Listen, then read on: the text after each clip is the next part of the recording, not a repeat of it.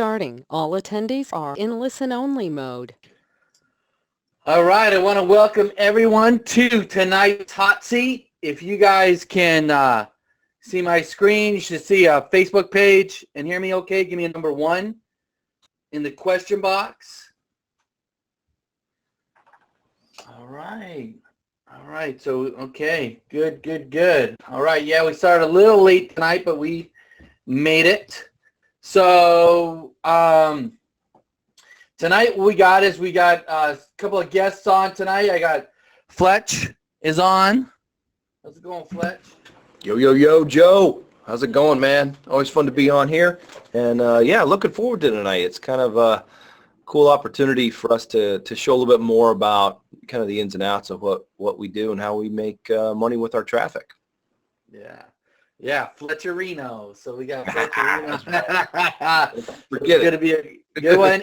And then I also got a special guest. Some of you guys might know him. Some of you guys might not. Scott Shaft. He's been with OMG for a long time.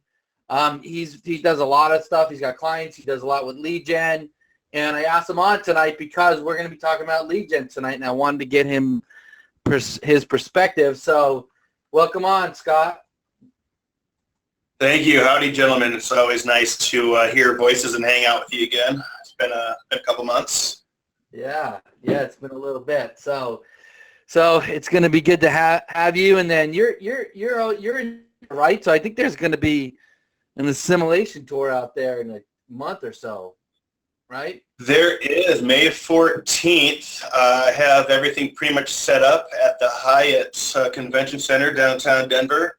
It's going to be a great time. It's a great venue overlooking the mountains. And, of course, Mile High Stadium, Super Bowl championship right there. It's going to be a real fun time. We're going to have a lot of fun, great people out here. I'm really looking forward to it. That weekend's just going to rock. And I've got, say, pretty good deal at the hotel, big group rate. So it's not too overly priced by any means. And we'll just have a rocking time with the whole OMG crew, as usual. Yeah, cool. Well, that'll be great. So, all right, guys. So before we get going, last week we talked about a little bit about lead gen, setting up a site, and different things like that. Before we get into this a little bit, I want to see if anyone here has any questions. If you guys got any questions, we might hit a few questions first, and then get into what we're going to talk about. If you do, just pop them right here in the question box. And then also, guys, we're going to be in the OMG Way group. So if we do any hashtags or anything like that, it's going to be in the OMG Way group. Yeah, so that's it. So, man, I don't see any questions. What's my thing's frozen up? Everybody's masters are. I guess so, man. I guess everybody knows what they're doing, man. They don't need any any extra help.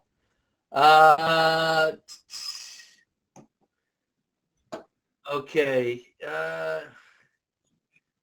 Let me see. Sean asks, you guys have previously mentioned we can use you guys as references. Did you mean we can merely reference you as colleagues or actually seek out a written reference or recommendation from you guys? The reason I ask is because I'm about to complete an outreach campaign, and including your guys' reference would add massive power to their campaign.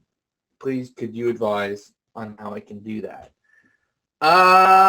Sean, I don't know. I mean, I can give you a reference, but if you wrote it and sent it to me, it'd be a lot easier than me just writing it.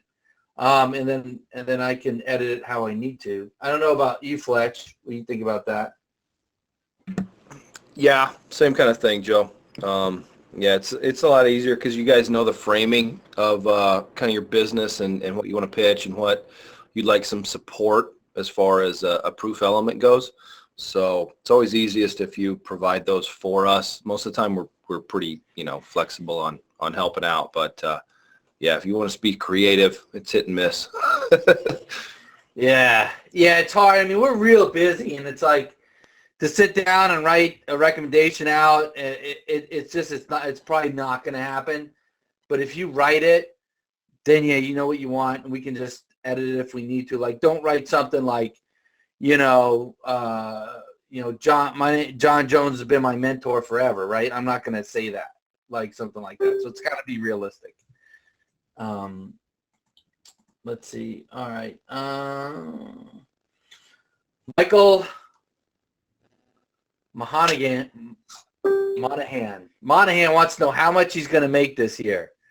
Michael, I think you're going to make, by the end of the year, I predict you're making at least $30,000 a month. That's my prediction. I don't know if you guys have any other predictions for Michael, but I'm feeling the same thing. Sounds pretty good. I think it's solid 30. Here's a question. Do social properties show up in any link tools? What do you think about that, Fletch? Social properties, do you see them showing up in any link tools? Yeah, they do, but depends on what the link aggregator is, how their bot works, what they're actually crawling, what they're taking account of.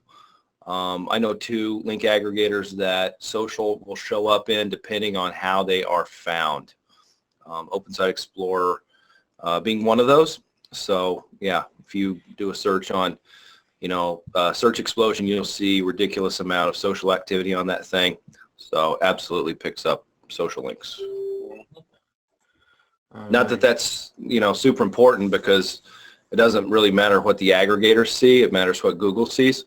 And Google sees most every, social link, or, social signal, as we often refer to them.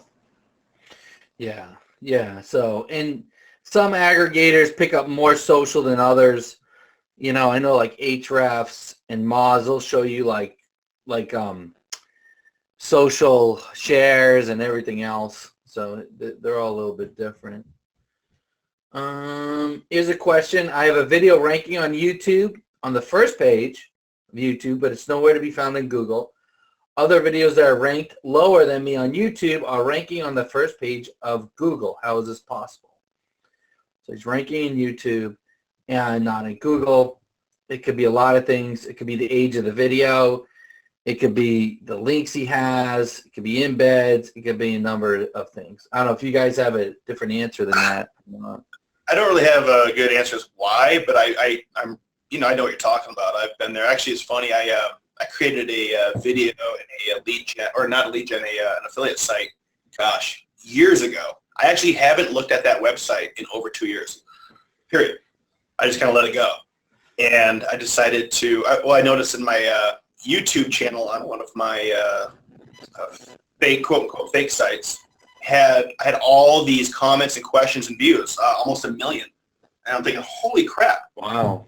Yeah, and it's a national search term so I've been trying to rank for a long tail keyword back in the day with this old website. And, I did pretty well, then I got spanked, and then, whatever, a few years ago. And I just happened to search the main keyword nationally, and my video is like number 3 for that keyword. Huh.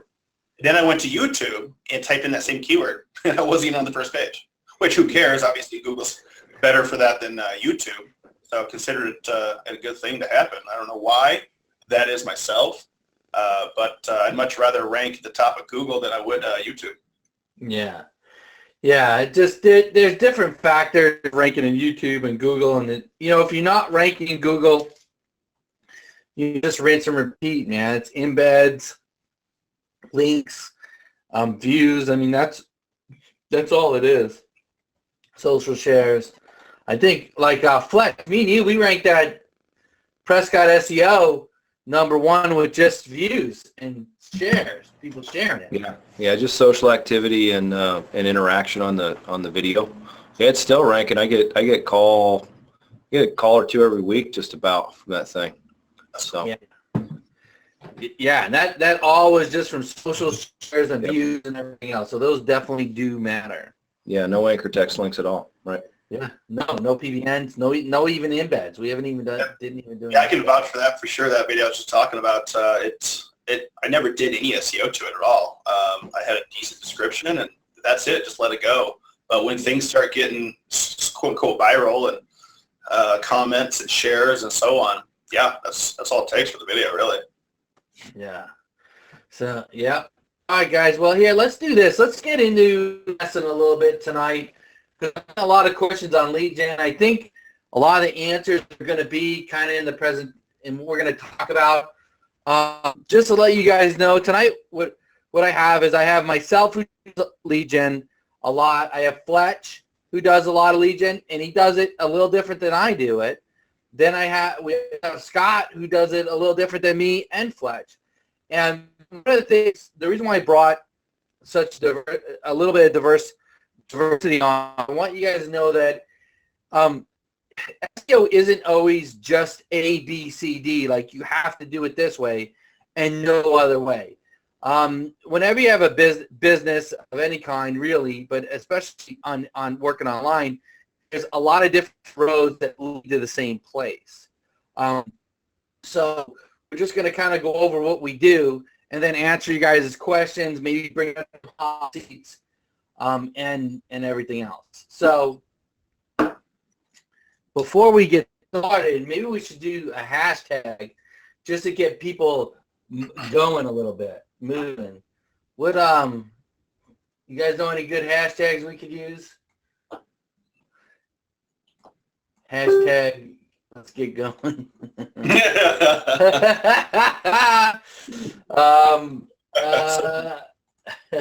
Let's do some hashtags. If you guys want to really get going on lead gen, let's do a hashtag 30K, because I think if you guys set up a lead gen site and correctly and really put the time and effort into it, that lead gen site could easily make you 30K a month. Now, it's not going to do it right off the bat.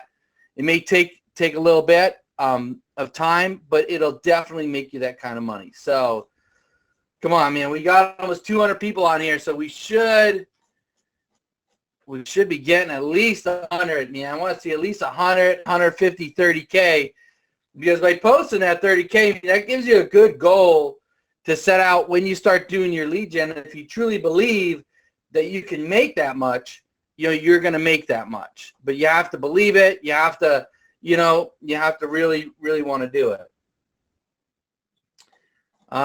So Web Trudy says she can't hear. Can you guys hear us okay? Hey, you sound good, Joe. Yeah, everyone sounds good. Scott sounds good. Fletch sounds good. Yes. Some people are saying it's breaking up a bit. Maybe it might be your internet. I don't know, this go to webinar is a little weird, but all right. So good. Well, we got a bunch. So let's get into it. All right. So basically what I did is I made these PowerPoints, and they're nothing real special. What they are is they're just kind of the questions that I had inside that Facebook post. And they're questions that I get a lot, and I think matter. A lot of these matter, especially when you're first getting started. Many people want to know what niches you should go after, and what niches you should avoid. So maybe I'll start out with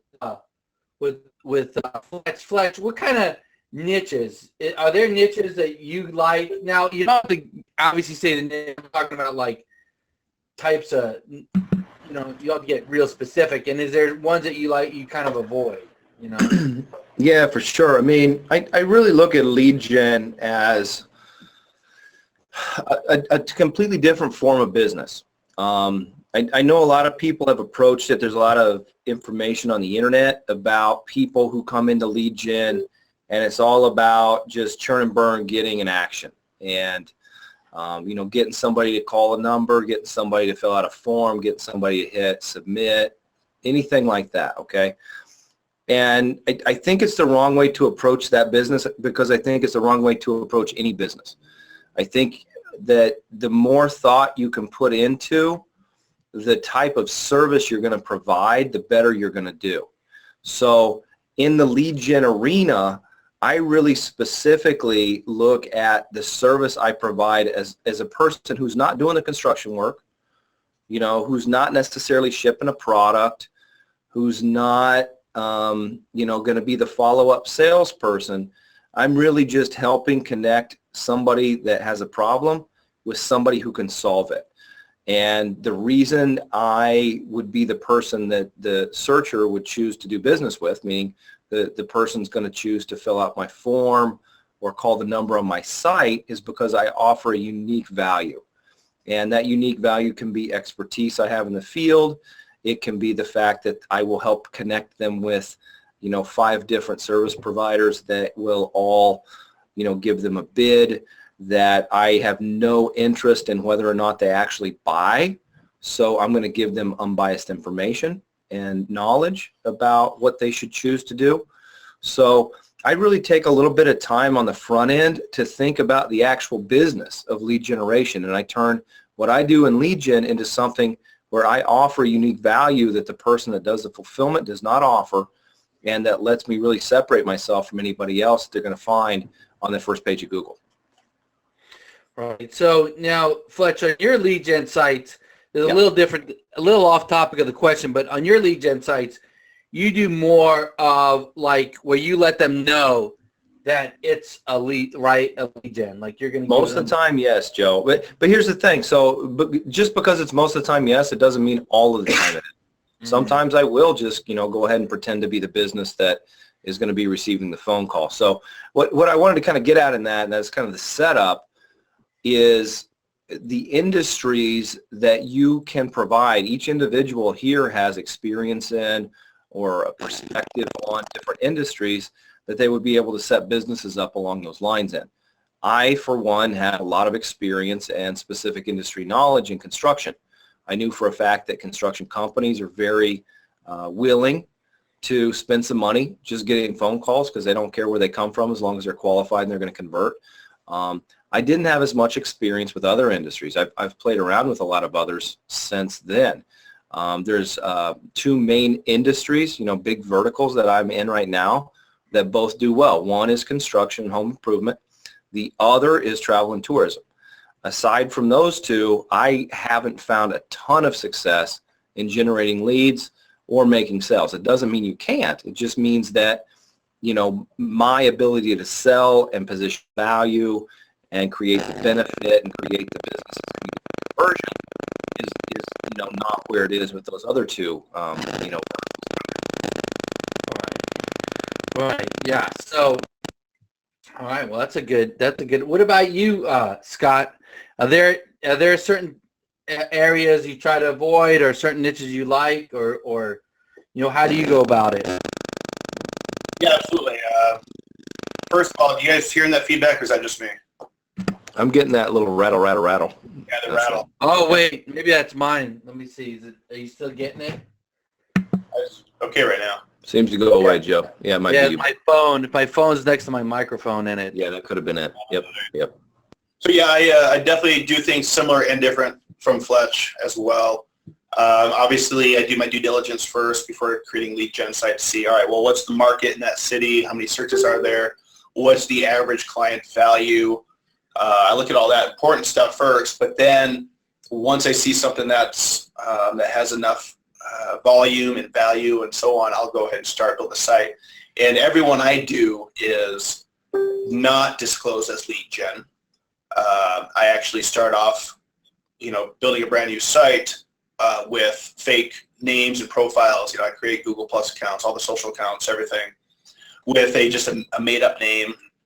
I'll purchase some images of somebody, a model or whatever, an actor or whatever they are, and do all that legally and build up the site as if it was its own business. And I've gone after businesses that I don't know anything about, but I sure as heck learn a lot in that process. I do, some research, and then what I'll do is I'll build that site. And one of the things I try to tell people is don't worry about the pretty factor. Who cares? Rank it first, then worry about the pretty factor. I'm going to put some good content on there, sure. I ask the question, well, what do I want to know? And then I'll get that kind of content on there and try to answer, like let's say that there's a problem. Well, I want to answer that problem. I want to fix that problem. And then and it might not be the prettiest site in the world. Actually, my web design skills are not the best, so they're usually not pretty. However, once you get a site ranking and converting and getting phone calls, that's when you find that client. And I also do it differently in the fact that every site I build for one client. Or that's the whole goal, is to have one person lease out the entire site every month. Not, let's say I have a roofing site. I don't, disperse the leads to different roofers, whoever wants it first kind of thing. I just, I like to keep things really simple. So 1 month, a monthly flat fee. And once I have that site ranked and getting conversions, I'm sure we'll talk about this later, how to get these clients. I get this particular client. And then as a bonus, I'm offering branding on top of the leads. So essentially I tell them, hey, give me your images, your logo, and now you have some say on the site too.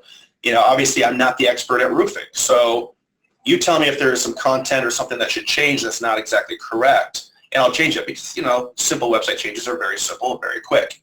And so I'm offering them branding and leads, and that way they're really interested, and then they become a long-time client for that site. But yes, there's certain sites or certain niches I will not go after just because of my due diligence, and I see that there's either not a market or it's a market that might be a pain in the ass, just to be blunt. I do dominate I have dominated the bail bonds niche, but I gotta say, it's not a niche I'll tackle in any other city, because if there's any bail bondsmen in this group, my apologies, but they're a pain in the ass to work with, and they'll admit it. So. Yeah, no, it's true. It's true. You have to pick the niche good, and and one thing I do that's kind of similar to Fletch and even Scott a little bit, but like what Fletch said is he goes into what he knows because it's easier to connect with the audience. And when I first started doing lead gen, I just was trying whatever. And I remember, Fletch, me and you were talking, and we talked about that years ago. It's got to be 2-3 years ago. And we talked about doing stuff that we know. And then that's what I started doing. And I only go into the construction niche. And the reason why I only do construction is because for lead gen, for me, it's easy. One, they're always going to people's houses, right? So for me, the niche has to, the person, the contractor, whatever, they have to go to someone's house. So that way, on my Google My Business, I don't have someone trying to drive to an address, right? So I avoid dentists, lawyers, and stuff like that. The reason why, or doctors, the reason why I avoid those guys is because if I'm setting up, I set my lead gens kind of like I set up a brand, right? So my lead gen is an actual brand, and the dentist, people are going to choose a dentist because of that dentist, who he is, what are people saying about that dentist. So it makes it harder for me to provide them leads. So, but a plumber, they just want a plumber to come out. So, I could do Superior Plumbing and put a bunch of pictures up, and I'm good to go. And that's one reason why I really like construction. It gives me a lot of flexibility. I do it a little different where I have one mega site, like I told you guys last week, and I try to build that brand up. And what I've been doing lately is I used to have it where it was all brand, and that was it. And then people would think, okay, they would call the number and they're looking for Superior Plumbing, but then it's like it's Joe's Plumbing. It's not. So the transition is hard. So what I started doing was building the brand Superior Plumbing, but then on the website talking about how we work with the best plumbers, or we have licensees in other areas if we don't have our own person, and if we don't have a licensee in a certain area, we work with local contractor or something like that, to where they knew, okay, this is a company, but they may use local contractors to kind of get over that one situation that I was running into. And I remember, Fletch, that's something you did a lot of, so that's kind of where I got that from too. Was being upfront a little bit that, hey, this is the company, there's something different about this company. Right. Yeah. No, I think, like I said, it's not the rule, but it's an opportunity for people that want to go that direction. I find there's always an opportunity to tell the truth, and doesn't mean you have to, or even that it's the most profitable way to go, or that certainly not that you're taking away value from the customer. But that's just kind of what I decided to kind of trade on and see if I could make work. And it seems to work pretty well in the industry I'm in, and just kind of with my my copywriting voice and the way I put the sites together. They convert, and the leads don't seem to, once they call and ring through, they don't get dropped. So like I said, there's a lot of opportunities for different things, but it is an opportunity, and it is something that does work. Yeah, there really is. So, obviously, you're talking about backgrounds, and my background has to be with, blowing up bad guys and surveillance. Obviously, I don't know how much industry there is for that, unless I'm targeting terrorists, which I'm not going that route, obviously. But I do have an aircraft background, I suppose. I do have a couple clients in the aircraft industry. Learn how to fly and stuff. However, here's an option for anybody who's thinking, well, I don't have, kind of like me, I have a different kind of background. I never was a doctor, a dentist, a roofer, or whatever. Then do some research on an industry you want to know about, or maybe something you always thought you might have gone into, you might enjoy. Learn it, and then just dominate that industry. For instance, I'm not a lawyer, never went to law school. I have no desire to be a lawyer. However, it's a niche that I've dominated. It's a difficult niche, mind you, but it's one that I started with, I've done well with, and now I have a brand within the law firm SEO niche.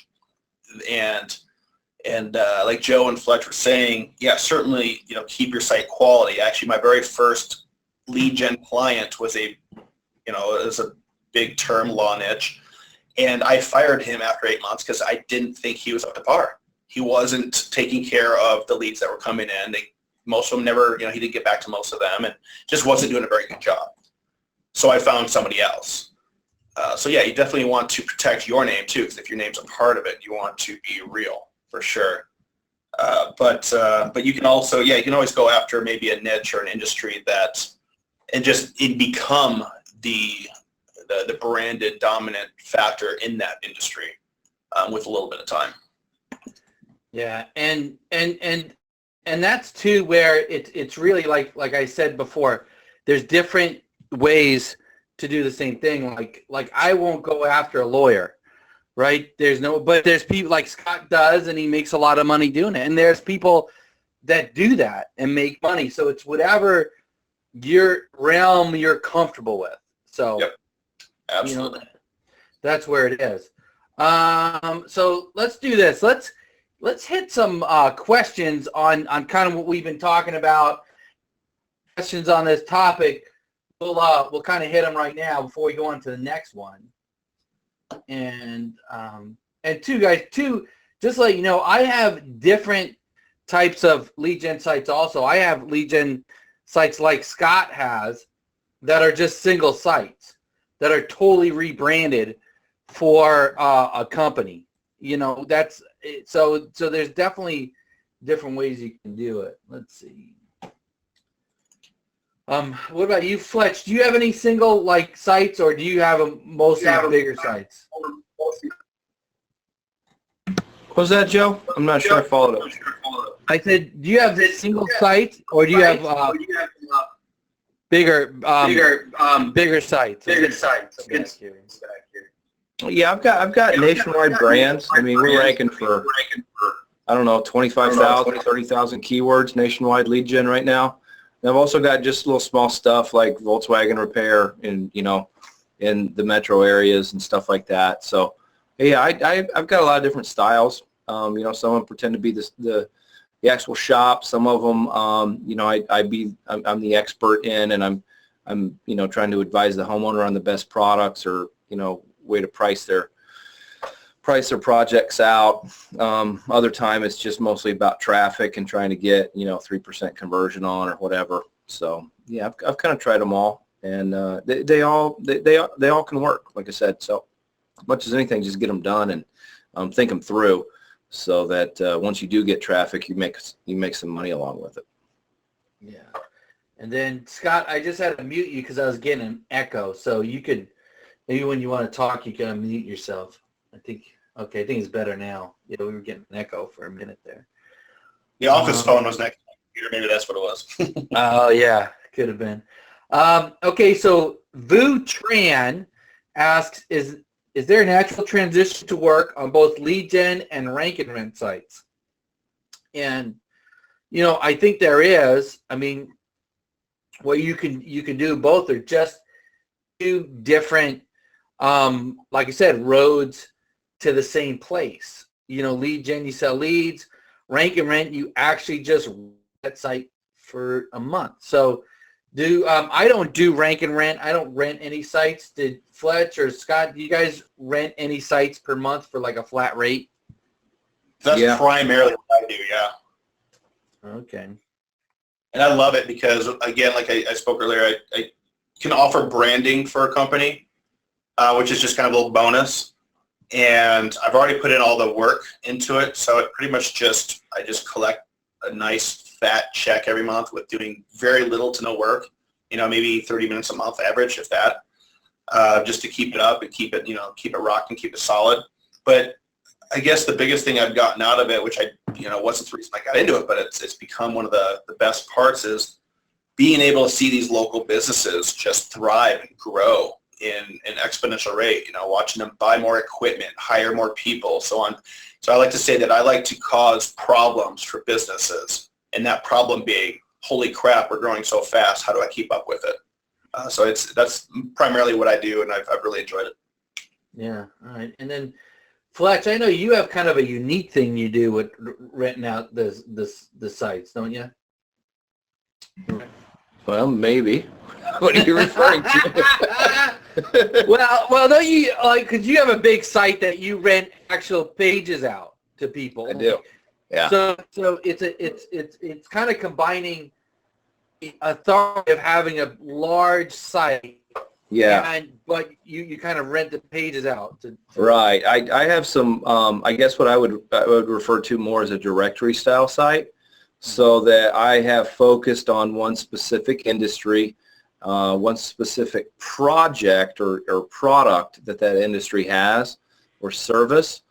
And then I offer exclusive, what more in line with what Scott was talking about. You got branding. Well, you've got exclusive rights to get your face and business on my website, which is ranked for the really, creamy, top shelf keywords in your city for that service. So that's something I don't make, it's paid on a monthly basis, definitely in line with kind of the brand building. I kind of, and this, I don't want this to go over anybody's head, but I do want you to be aware of the fact that Yext is just a bunch of guys over in Scottsdale that decided to build a big site and sell stuff. We absolutely can outrank Yext. We can absolutely build directory sites that rank nationwide for as many terms as you want. You just have to have a system and you have to execute it. And I've got several sites that are kind of in line with Yext that rank for probably more terms than they do, and that for the terms that we're going after get a lot more traffic. So, don't necessarily think lead gen is just like a bunch of really low quality spammy sites. Lead gen also can just be, you inserting yourself in a position of value for a customer and offering them a service. So that service might just be a platform that ranks that you're renting space on. Yeah. Yeah. No, I mean, that's a good point. It's like, it's not something that's, if you go at it like a real business, and I think that's a key. I think that's what me, Fletch, and Scott, myself, is you have to look at it like a real business and have an end game, right? If like some people are like, well, why don't you just put up like 20 sites and you'll have the same content and just get some leads in every city. The thing is, if you're building a true business, building a site that or properties that you want to sell down the road, they have to be quality. And if you put the time and energy and the quality into it, you're going to get a high rate of return. If you do just something quick and spammy, then that's what you're going to get. You're going to make some money for a while, you know, and then you're not. So, yeah. And I don't do rank and rank. I do pure leads. I'd sell pure leads. It's just preferences. So let's see. So when you build a brand around a lead gen site, are you building up the Facebook page with likes and related content as well? You know, I do. It really depends on the niche, but I will. I usually hook it up to, oh, I forgot the name of it now. Let me think. Fletch, or Scott, do you guys do anything with Facebook, post content, or do you create your Facebook pages for your lead gen sites?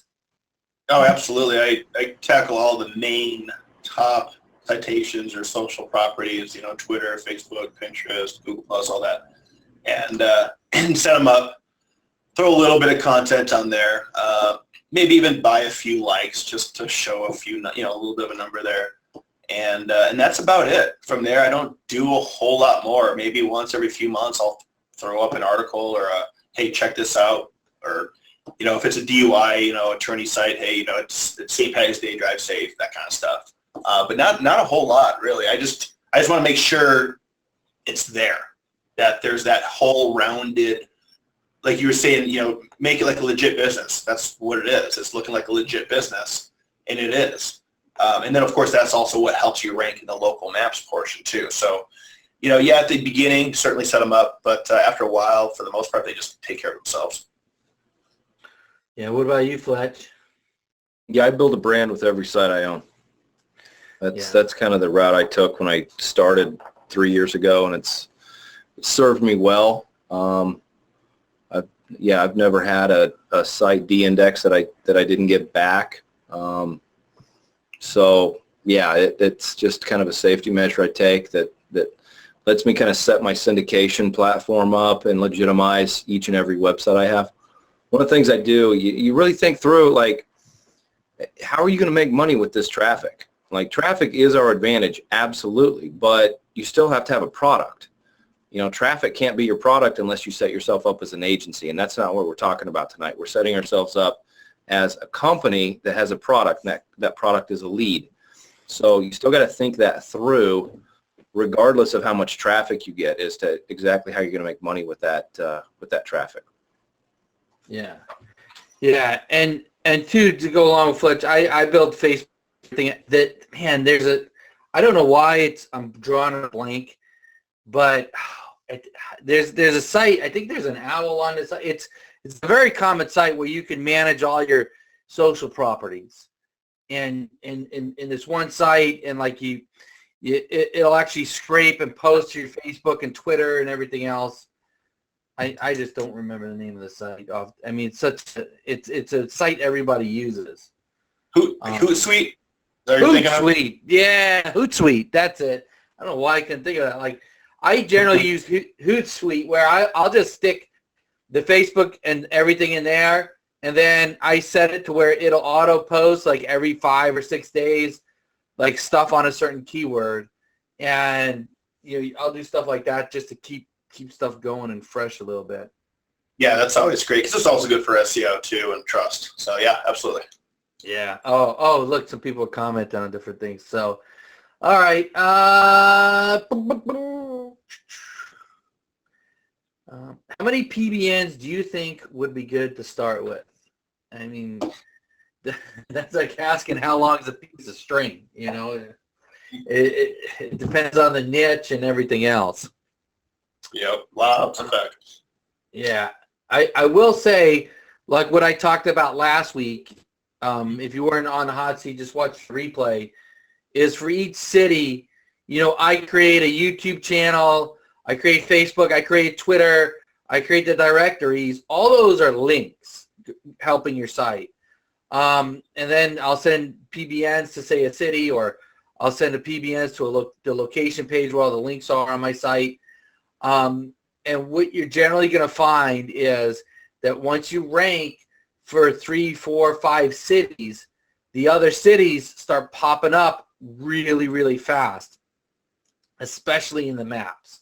So I covered that last week, but Fletch, I mean, what do you think on that? Do you see that happening with your lead gen sites, or do you see something different? Yeah, you know, probably if people are wanting to know kind of why my take on that's probably traffic. You know, once you start getting a grant click-throughs and traffic on a site, it's going to help bring everything else up, because Google's going to test you for other keywords. And if you've got decent content and, you know, site titles that people are interested in, you're going to get click-through rate, and that your rankings are going to continue to improve even if you stop building power. So that's why one of the I think keys or central strategies that I've used, you know, Joe and I, you've talked about it a lot, is just you kind of go after really manageable keywords and you start getting traffic, and it's going to start lifting up the big keywords too.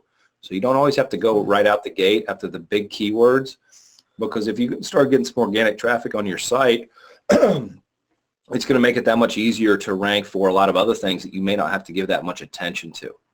So yeah, these lead gen sites definitely fit in with that kind of, you know, overall mindset. Yeah, I think traffic's huge. I mean, I think another thing, like I do with all my lead gen sites, I do a lot of brand traffic and the brand name, because my goal is to get Google or to recognize my brand,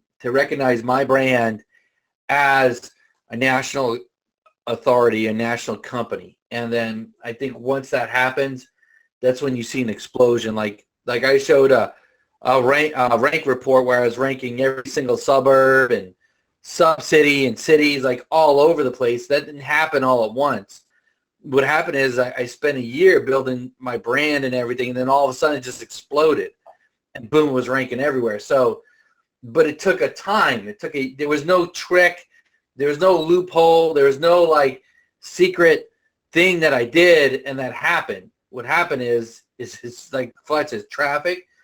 It's building authority, building your brand. So, when selling leads, what software do you recommend? I don't use any specific. I use analytic call tracking and a Google script. I mean, you guys use anything special? Nope, just like you said, call analytics. That's it. Just call forwarding.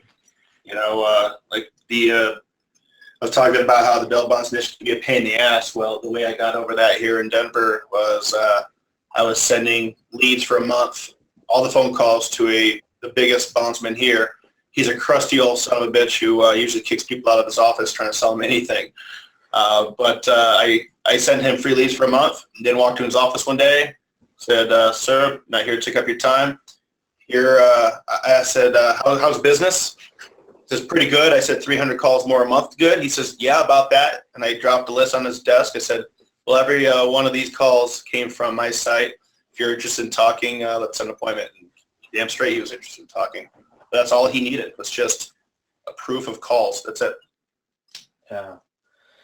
Yeah, no, that's true. And Fletch, do you use anything special for your call besides just the call tracking software? No, other than the CPA networks that I know we're going to talk about a little bit. Yeah. That's pretty much all I use. Yeah, I mean, I use analytic call tracking, and I get a lot of calls. So what I started doing was the calls go to a virtual secretary. She filters out the tire kickers and the nonsense, and then the call goes over to the contractor. Well, that call that goes to the contractor, I know is a good lead. So that's a different number. So I have a tracking number that goes to the call center. Then there's a different number from the call center to the contractor. When she transfers that call over to him, then it generates an email. Then that through Google Scripts generates a line item on an invoice. That's probably pretty complicated, but you don't need to do all that. But basically, it's just call tracking, and then I just use a service, virtual secretary service. So, all right. Well, why don't we do this? Let's go to the next topic here because we could be on this all day. But I don't know what happened to my. Oh wait, my screen's paused. All right. So let's see. Here's a nice one. How to create a lead gen site and sell leads right away without ever getting a client. So if you guys think you know the answer to this question, go in the Facebook group and tell me what you think, how you think you can do this. Let's see how many people know. Because there's ways that some of you might know, and there's some ways you might not even know. So let me see. I'm in here. I'm in the Facebook group in OMG Way. So let's see. I don't. Maybe nobody knows. I don't see anybody coming up. Okay, we got some people answering in the question box, but let's see right here. Maybe I got to refresh this thing. Here we go. All right. Paper call. Nope. No clue. LinkedIn referrals. Send without whispers. Come on, you guys got it. Some of you guys got to know this. I only got like 6 people, so I'm not gonna reveal this unless I get some participation here. So let's see. It might be that this thing's just not updating. No clue. Oh, here we go. AdSense, paper call, CPA. All right. Yeah. All right. Well, no, that thing's not updating, but yeah. So basically, government grants, somebody says, is CPA networks. So one of the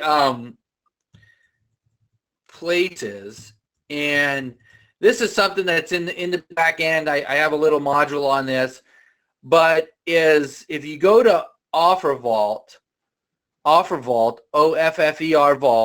it's a CPA network. Now, give me a 1 if you guys know what a CPA network is in the question box, and give me a 2 if you don't know.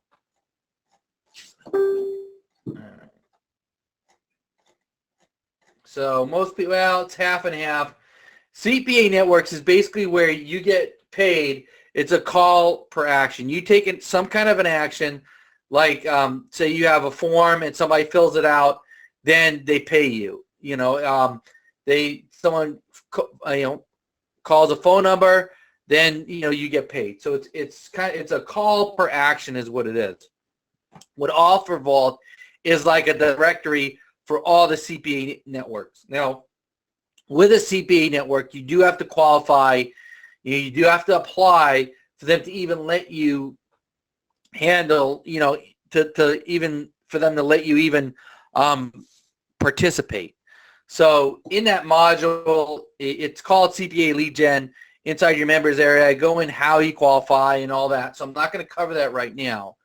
But if you go to a place like OfferVault and you look at the pay-per-call section, if we go by payout, what this is let's do it this way. These are actually CPA networks that will pay you for a phone call. So like for this one, this tax relief, if you send them a phone call on, for someone who needs tax relief, usually it's somebody who's has owes more than $10,000 in taxes. I'm sure you've seen that advertisement for that. Well, you send them a lead, they'll pay you $75 per lead, which is huge. This one for personal injuries, $80. We got auto injury, $100. Credit repair, $100. Some of these niches are harder niches. That's why they're paying so much. Here's one is home security. It's, $52. And, you can go through all these, and these are niches. Here's roofing. Someone in here was talking about roofing, $36. Solar, $34. Credit card consolidation. So you're going to see there's all these different niches for different amounts of money. Now, as you go down the list, you're going to see more options, but you're going to see less pay, right? Like there's some stuff in here, I think, for Windows that they're only paying like $15, $20. But the thing is the nice thing about going through a CPA network like this is when you put your lead gen site up, you're getting paid right away, even if it's not a lot of money. But when you go to get a client, you can record all these phone calls. So you can actually send them and say, listen, here's recordings of all the calls that my site gets. You know, would you be interested in getting phone calls like this? And man, it like closes the deal right away. So, so this is one option that you guys could do. Now, Fletch, you have another way, another site that you like to use, right? Yeah, I do, Joe. It's called Commission Junction, or actually it used to be called Commission Junction. They've shortened their, I don't know if you want to pass the screen over. I am a complete dork when it comes to webinar. Yeah. All right, so you just have to hit and accept the screen. Yeah. So let me know which screen you're seeing. I am seeing a mountain with a bunch of pictures and a lot of clutter. So let me see. Is this? Hang on. Let me shrink. Yeah. I gotta. Let me just grab this and shrink it a little bit so it fits. Okay. So did this come across, Joe? I'm still just seeing your screen. Yeah, I just see your screen. I see like 101 films. You should have seen like on the top left. There's a picture that's. Okay. Let me minimize. I'm still trying to figure out which. I've got 3 monitors here. Yep, there it is. I see it. Is that it? Okay, yeah, cool. We see it. Okay, so this is just cj.com. Like I said, it stands for Commission Junction. Regardless, just like Joe mentioned, CPA you have to qualify for. You don't just get to sign up and get a link and start running traffic. And the reason is exactly what Joe talked about, which is when you get interactivity with your ads or your offers, you get paid for that. And so the advertisers want to make sure that their publisher, this is a little different vernacular or language that you guys probably want to be familiar with if you're going to start doing this. If you're an advertiser, you're somebody who's willing to pay money to get something done. If you're a publisher, you have traffic that you're going to show an offer to. So us as SEOs, we're publishers. So as a publisher, we're going to get paid for getting eyes on and getting activity to these advertisers' offers. So on CJ here, as a publisher, all you'll do is, you need to sign up. You need to give them your pertinent details. Certainly no reason to, hide your identity or anything else that kind of comes along with, some of the stuff that people do with their PBN and things. I went ahead and signed up for another account just to kind of show you guys the inside of CJ.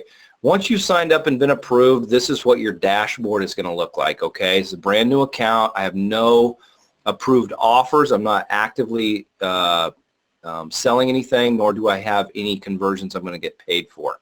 But one of the things I really, really like about CJ versus, some of the other places I've looked is that these are big brand name sites. We got Trivago. This is where I promo Home Depot. You can go in here. So from your normal dashboard, all you got to do is go look at different ads that you can promote and just do a search for it. So like here, you can promote Home Depot. You can get a very competitive price for conversion on Home Depot. We got a 3-month earnings per click at $32 with Home Depot. So that means every time somebody is clicking on an ad, on one of these ads, average payout over 3 months is going to be $32. That's not bad, right? Usually the higher earnings per click are going to be a little more stringent in whether or not you can get approved. They want to kind of know what your traffic sources are. One of the great things is that organic search traffic is at the top of almost every one of these advertisers' list. It is very attractive to get organic traffic from the search engines to a website that then are presented with the opportunity to click through on an ad to buy something at Home Depot or one of these other sites. Okay, so I'm in the home construction and home improvement niche. Say you're not, though. Say you are in the dentist niche. Okay, let's do a search for dentist and see what comes up here. All right, we've got a lot of offers. We got 1-800-DENTIST here. You know, definitely somebody's going to get some name recognition. We've got something here for vision care that just kind of popped up because it is related to healthcare. We can promote contact lenses. We've got a junk removal site. This is something else that pays pretty well. So, like I said, you don't have to necessarily be in the niches that, you know, Joe and I talk about or that Joe and I have had a lot of success with. This is a lighting company for furniture. We've got an insurance lead gen site. You know, a 3-month earnings per click at $17. You start to look for these things. And so when you find something that you want to promote, so, you know, for me on this account, say, let's just see what comes up. Go back to Home Depot. I do a search. What you'll do, you have your contact information. You'll click on this join program. What this essentially does is it starts the process of you applying for being approved to promote this offer. So you click this. Hopefully you guys can see another little window popped up here, just making sure you agree to the terms of service that were released recently. Yes, I have read. I don't know why this is not letting me click on it, but it's not. Okay. Well, this may have timed out or something. I had this preloaded, so it may have timed out. But effectively, most of these advertisers just want to make sure that you're not, you know, a robot. You're not going to throw just really junky traffic or bot traffic at their ads and expect to get paid on things. So you essentially just usually have to click on their terms of service, agree to it, click through, and then most of these offers are going to ask you a few questions. They're going to probably want to see what your website is or an example of one of your websites. They're going to ask you about the nature of your traffic. They're going to ask you about the nature of your content, make sure you're targeting or promoting people under the age of usually 14, sometimes it's 18 depending on the nature of the ad and things like that. But once you're approved, you'll effectively get a code very much like you would get in ClickBank, which means you can drop a JavaScript, you know, a block of code or an iframe that when somebody clicks through to the, you know, kind of target website like Home Depot, they've got your cookie in place. And if they buy anything, you're going to get credit for that sale. And then as soon as, you know, it depends on the, of course, the terms of the offer, you know, you're going to get paid out. And CJ manages all that. CJ's one, like I said, you know, this is a really clean, you know, interface here. They have approval for pay-per-call on my main money account. We are approved for that.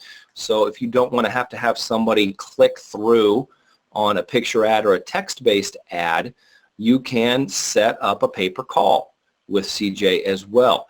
They actually will handle the phone number, the management of that phone number, and everything else. So if somebody is kind of a little reluctant to get all that set up with analytic call tracking and buy a phone number and route that phone number someplace else, getting approved in CJ, you can get most of that taken care of. They take care of most of that for you. You just get the phone number, you get credit for it, you test it all works out, and you get call records on that. They just manage and host it. So it's a pretty slick platform. There's a lot of things you can promote on here. They pay out pretty well. Established company, been around since 1998 or so.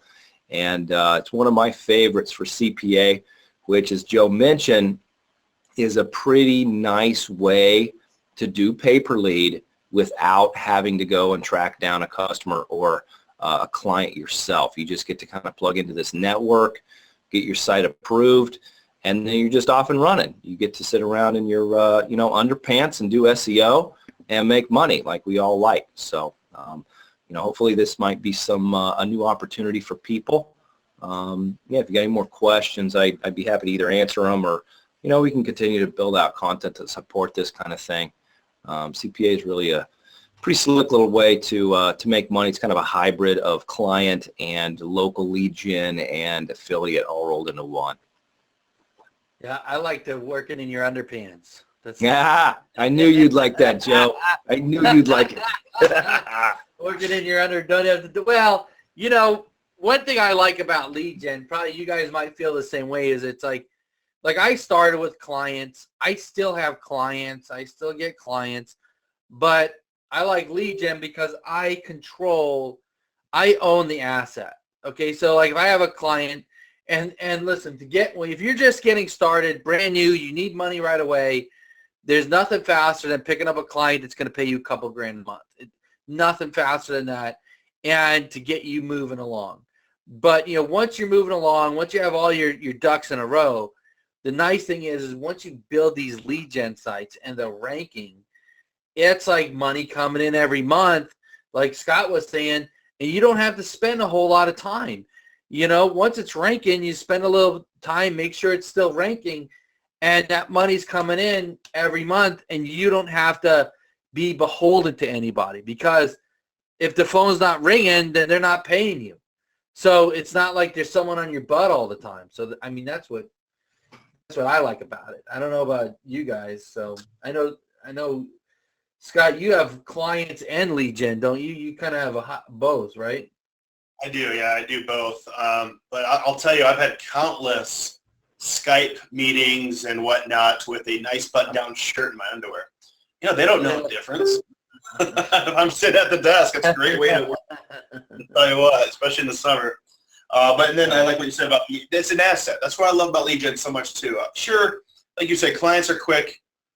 It's quick money right away. You know, they're paying you to rank the site rather than you know, spending your own money and time to rank the site and then getting a client. However, lead gen, I've done some real estate investing in the past, and I look at it a lot like that. You're building an asset.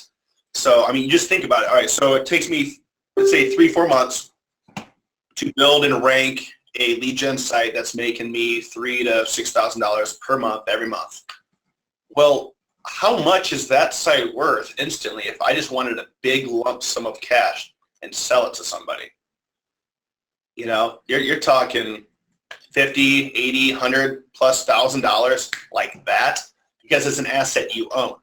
Where with a client, and I had this a couple years ago, I had a roofing client that I had to fire because, well, for one, I don't like chasing people down for money, you know, but also I just realized he wasn't running his business very well, so I had to fire him. But what sucked about that is, so that $4,000 a month client is then gone. Now, $4,000 a month when he paid. However, with a lead gen site, I've had to fire, you know, clients or that I, you know, leased out to, but I still own the asset. I can find somebody else the next day rather than starting fresh with a whole new client. So it's just an awesome, awesome asset. Yeah. I mean, that's what I really like. And Flex, you kind of do both. I mean, you have a pretty big agency with clients also, right? I mean, pretty. Oh yeah. Yeah. No, we handle everything. The way I kind of look at what I do is I build businesses, whether that's a business owned by somebody else or a business that I own. Doesn't matter. I know how to build an online brand that makes money and that can be liquidated.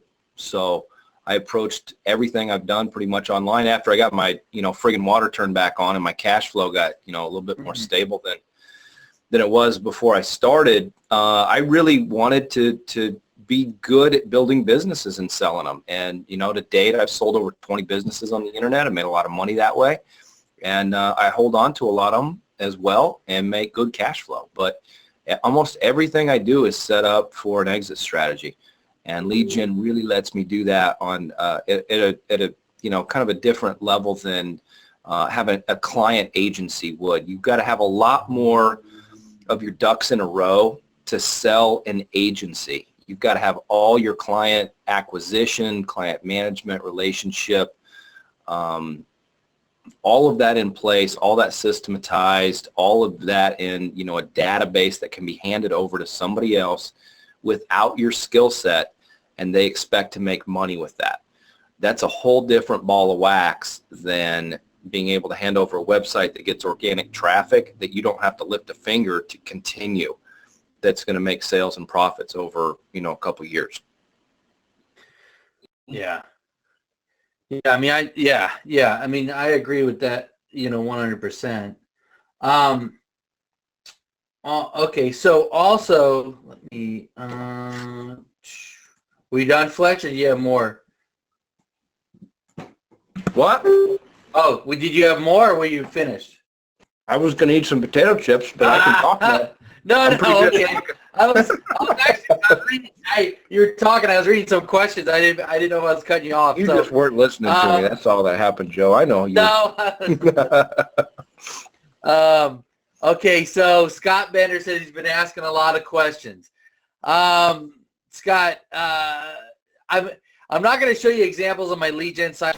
My lead gen sites make me a lot of money, and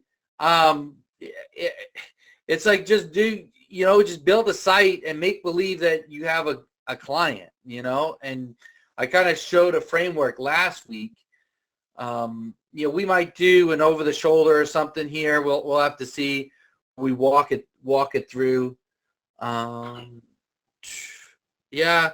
Scott Bender says at the end of the day, you're still relying on Google. Yeah, you are. I do.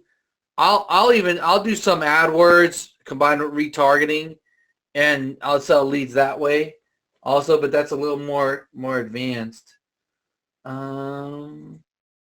Here's a question. Let me see. There was just one here I was looking at. Gnarly Guy says he loves working his underpants. That's good. Here's one. Do you provide exclusive leads, or if someone does not have a budget to compensate you for all the calls generated, are you okay splitting the leads between competing contractors? I do exclusive. There's a few different reasons for that, but what about you guys? Does Fletch or Scott, do you guys share any of the leads? No, I'm exclusive as well. I'm exclusive. I did have a situation where I had a lead gen site that, or more of a rent that was going to somebody who just couldn't handle the volume I was sending them, and which meant the quality wasn't there. People weren't getting taken care of. So I just found somebody who could handle the quality or the quantity of leads. My apologies, quantity. Yeah. What about you, Fletch? Yeah, almost all exclusive. I'd rather do less work, which means I got to manage less clients. And absolutely. Yeah, one of the USPs I have, my unique, kind of selling proposition, is that I do offer exclusive hot transfer phone calls. Most of the big lead brokers do not do that. They scrub their leads first and turn them into their own list, which is something a lot of local contractors and businesses do not want or like. So it's kind of crap. Yeah. Yeah, and I do the same thing, because really, like with my sites, if I'm sending them, it's control the contractor. Like someone asked, what happens if the contractor doesn't have work or whatever? Like if you're sending them, if I'm sending a lead to 3 different people from my site and they want to do a follow-up, and they call a different contractor and they talk, so it can get confusing. But also, the other thing, though, you got to be wary of is when you start calling people and asking them to sell them leads, like a lot of them have bought leads already and they've bought them for cheap. So maybe they buy them for $15 or $20 off a Home Advisor, but Home Advisor is selling that lead 4 times, so Home Advisor is making $80. But if a lot of times you tell the guy, hey, listen, this is an exclusive lead only to you, and it's $50, they don't want to pay it. They want to pay $20. Like, they're just not business people, and sometimes they can't connect the dots. So just because you have an exclusive lead doesn't mean people are going to be pawning all over it to buy it. Like, you have to be ready for that when you start going to call and sell your leads. I don't know. Like, Fletch, you ever run into, have any experience with that? I mean, that's what I've experienced. You know what I do, but it is a little trick, and I haven't ever really it would work probably for you guys if you can pull it off. It might work anyway in a niche that's not in what I'm in. I have legitimate businesses in travel and tourism and construction. I have a general contractor's license. I'm not bonded currently, not doing work. A lot of my pitch is I'm a general contractor. I'm getting out of this business, but I currently rank #1 for these keywords, and I'm getting phone calls. I'd like to transfer them to you. I know what they're worth. How about we agree on a price? That gets around you being a lead gen company completely, and you can, show them your asset, your website that's ranked for terms that they're going to see as valuable. That is a very different situation than the black box sales pitch that people like Home Advisor and other big lead brokers are going to pitch local business people on, regardless of what the niche is. If it's nursing homes or assisted living or lawn care or home improvement, they all come in and they say, I'm going to sell you leads.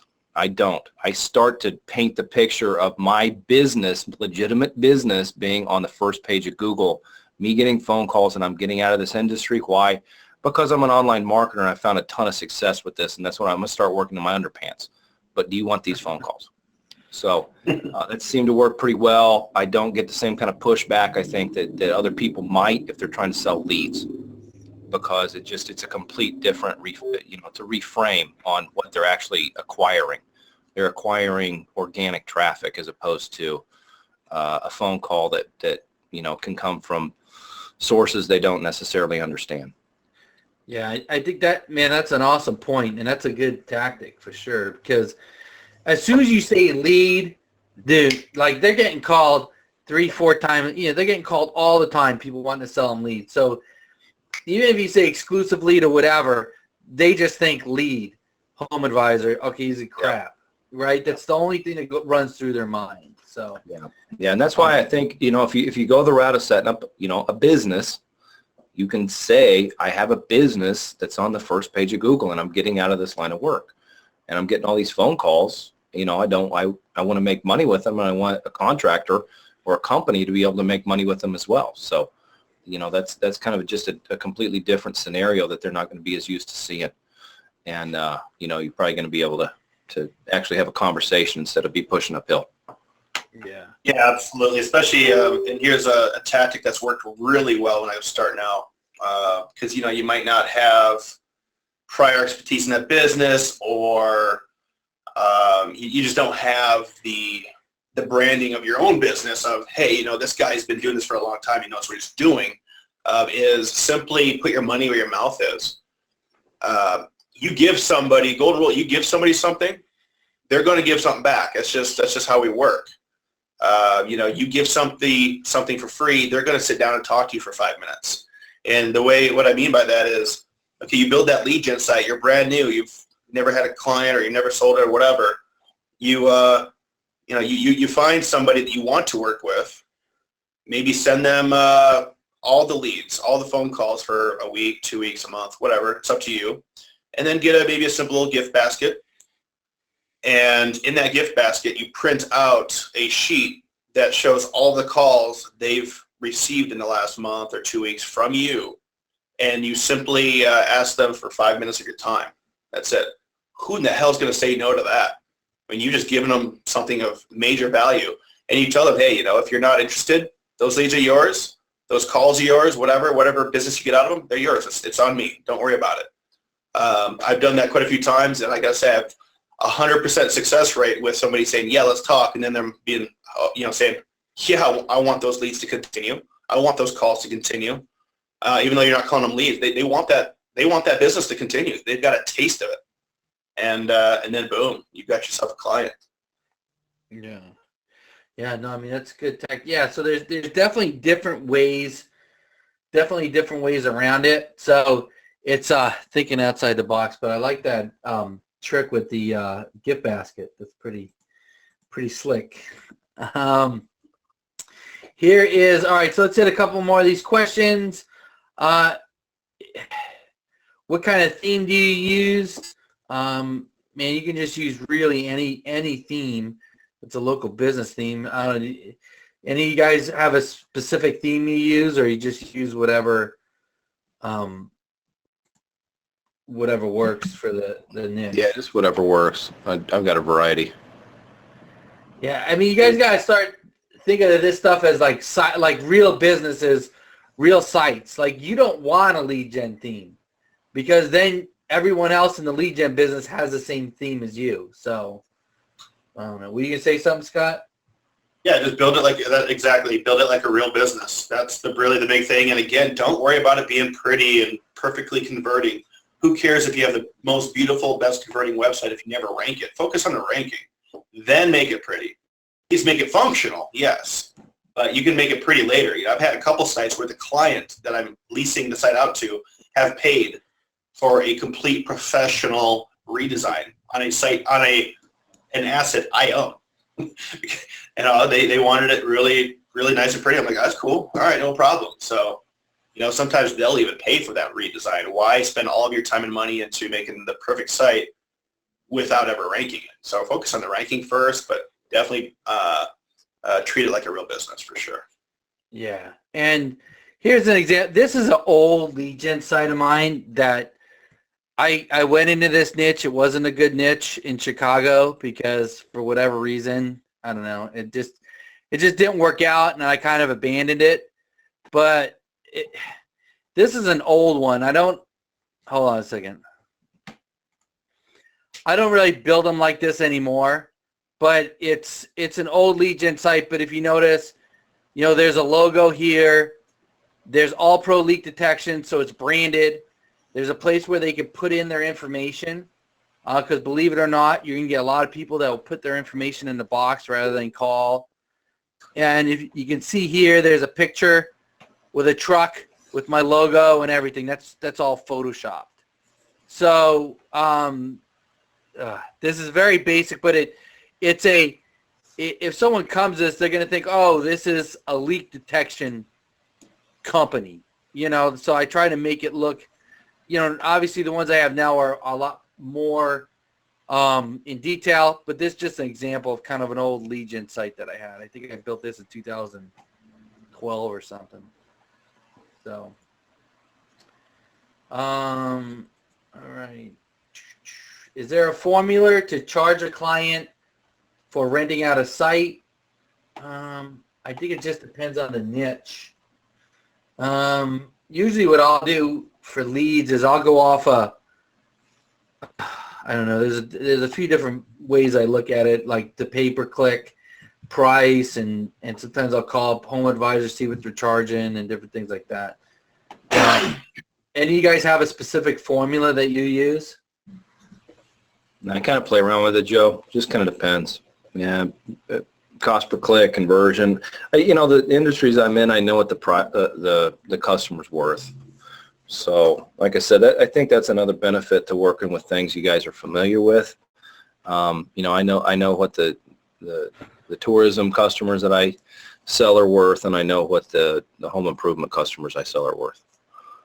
Yeah. Yeah, exactly. If you don't know the industry before, you're going to get to know it real quick. I tried charging somebody $12,000 a month for a lead gen site. That ended up being $5,000 a month. And you're right, $12,000 was way too much for this particular niche and this particular site. It really was. I just didn't know better because I didn't know the niche. Obviously, over time, I got to know that. But every niche is different. You can get 60 phone calls a month for maybe a criminal defense attorney, and out of those, 25 to 50% become clients. That's awesome. Bail bonds, on the other hand, I have a site that gets 300 to 400 calls a month, and maybe 3% conversion into customers, or 5 or something like that, because there's so many crap calls. Every industry is very different. Yeah, and I think that's the key. Is like if you're going to do any formula, you would look at what's this lead worth? What's the job worth? How much are they going to make off a job? How many leads are they going to get a month? But what percentage of those leads are going to close? Because you'll be in some niches that you get a lot of phone calls, but not a high closure. Some you'll get low phone calls, but high closure. So it depends on the value of the jobs they're getting. It depends on the closure rate and everything like that. And then don't be greedy. Like, I was in a niche. I was getting $70 per lead, and it was doing pretty good. And then I got greedy and I started, the client would miss a phone calls. And then, I had a girl that worked for me call back the lead and then connected with the client. Anyway, it after a little while, it was just too much. And the client said, forget, it was too much money. So it's like there's a sweet spot. Like you can get a lot sometimes, but then if you get a lot, the scrutiny on the leads is going to be a lot more. So I like to put it in that sweet spot where they're getting, it's enough that they're making good money on it, but it's not so much that it's gonna pinch their pocket every month. So I'd rather go a little lower than a little higher. Is what I do. Yep. I don't know if you guys do the same thing or different. Same thing. Yeah. Would you customize a lead gen website for clients using rank and rent model, or does that make it too difficult? I mean, you can do whatever you want. Like this site here is an old site that I haven't touched in years. If I wanted to, I could probably start selling the leads again, or I could call a plumbing company and, put their name on here and rent it to them if I wanted to. I mean, if you own the asset, you can do whatever you want. All right, so we're moving along here. We're running out of time. Let me get back to my slides, get to the last question I have here. So let me just ask you guys in the question box, I mean, is everybody following along? Is this stuff making sense? Are we covering things, is there other things you'd like to see on this lead gen? Let me know right here in the question box, Great stuff, good. And if we're not covering something that you guys really want to hear about, let me know. Okay, so the last one is one that is interesting. Yeah, Scott, I'm going to talk about that at the end. Why trying to call prospects that are paying for AdWords is a waste of time, and how to find the right kind of buyers for leads. Because how many of you guys have heard, if you heard people talk about lead gen, they just told you, hey, just call people who are paying for AdWords because they're going to want to buy your leads. Give me a 1 if you've heard someone tell you that before. Give me a 2 if not, you've never heard anyone say that.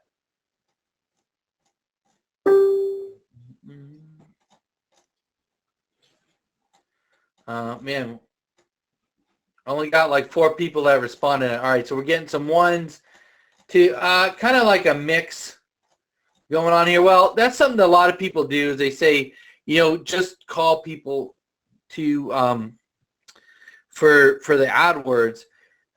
Here's one of the major things that happens when you call somebody who's paying for AdWords and you try to sell them leads. Is one, that's what everybody else is doing. So, lead gen is not some secret business that nobody's doing. This has been around for a while now, and it's been promoted for a while. People like it because they don't have to deal with clients, and there are some advantages. But you are going to have people who are competing to sell leads, and what they often do is they find people who are paying for AdWords, figure, hey, they're paying money already, they're going to pay for my leads. But a lot of times these guys are not even interested at all. So what you want to do is you want to find people, who are not obviously ranking on page 1. I don't call anybody from AdWords because of that reason I just said. Also, they're paying for AdWords. It's not like they're going to hop over to me right away to buy my leads because they're getting leads from AdWords. What I do is I like to find someone who's not even around and, ranking. And one of the places that, like, I'm in the contractor niche. So one of the things I like is, I think it's called the Contractor Blue Book. And in here, let me see. Yeah, the Blue Book, it's called thebluebook.com. And in here, you can find plumbers, painters, you can find all kinds of niches in here. All kinds of contractors. And a lot of times, these guys aren't ranking anywhere on Google. but they're listed right here in this registry. You can look at other registrars, and find people that the businesses, but not really, and then see if they're ranking or not. If they're not ranking, odds are they're not getting any leads online. Another thing I've done is I've called up supply warehouses. Like if I want a plumber, I'll call a plumber supply warehouse and say, hey, listen, I'm looking for 5 really good plumbers in the San Diego areas. Can you give me some references? And they give me references. And if one of those references are not ranking on the first or second page, that's a good possible lead for me. And a lot of times if the warehouse recommends them, they're a good company, right? They just have terrible marketing, which a lot of construction companies do have. So that's, I don't know, what do you guys do to get your leads? Maybe Fletch, we'll start with you. What do you do to get your leads? For prospecting, there's a lot of trade organizations be similar to what you're talking about. They're going to have a directory of contractors that are either licensed vendors of a specific product or people who pay to get listings, in their trade publications. Those are all going to be valid contractors that may or may not have any online presence, very similar to what you're talking about. If you rely on pay-per-click or people even that are on page 3, they already have an online presence, and sometimes those aren't the ideal customers. Sometimes you want to find somebody that doesn't even have a website. Well, how are you going to find them? You're going to have to go to another website that has a list, like a directory listing, or a trade publication that has vendors that may be very specific that don't, it's kind of more the kind of the older style of marketing and word of mouth style stuff. So, both of those are going to work out pretty well if you are willing to do a little work. That's going to open up a lot of really, kind of blue ocean for people where there's not a lot of competition. Online marketers typically are, I hate to say it, but pretty lazy. They won't take an extra step to find a huge opportunity, regardless of how easy it might make things for them. Those trade publications and trade directories very often are full of people who, of course, want to grow their business, but they just haven't taken the time to put a website together. They don't want to be sold a website, but they're very willing to buy more customers. And lead generation is a perfect opportunity for that kind of thing. Yeah, I like that blue ocean that we were talking about today. That's a good illustration of that. So, what about you, Scott? So both personal, recommendations and referrals, and also online-wise, being a military vet, I have access to all of the veteran-owned business fellow vets who own businesses, and they have big directories. And obviously, right away, I have a little bit of trust already, being a fellow vet and having something in common. So I've used those before. And I've had people contact me as well because they search, the national veteran-owned business main directory. When they search SEO, I think I'm number 2 or 3 that show up, and they just happen to have that trust built in already as well. So there's an example of something I use, just, works out for me, but also personal referrals too. I am a part of a BNI group, and I've been to a lot of other different local networking groups. And let's say I have a solar panel expert in my group who owns the company or whatever it might be. Well, I can ask him really easily, what are your favorite roofers you like to work with? They work with a lot of different roofers. I want to refer as a client. I have a lead gen site that's a roofing site that I want to lease out. Who do you recommend? And you take that list. Now you have some major power behind that, because now you can take those recommendations, look to see where they're ranked, if they're ranked. Then now they've also become a personal referral from somebody that they know, and you're just right in the door. Yeah. Yeah, no, that's good. That's pretty good. Finding like a solar guy and that he knows roofers. So yeah, so that's a pretty good way to do it. So all right, guys. Well, let's do this. Maybe we'll do a couple of hot seats. I mean, this is hot seats. We haven't even done a hot seat. This kind of went a little longer than I thought. So let's do this. Let's go here, and I want to bring a couple of people on a hot seat, and let's do some hashtags. Let's do a hashtag working in your underpants. Let's do something a little different.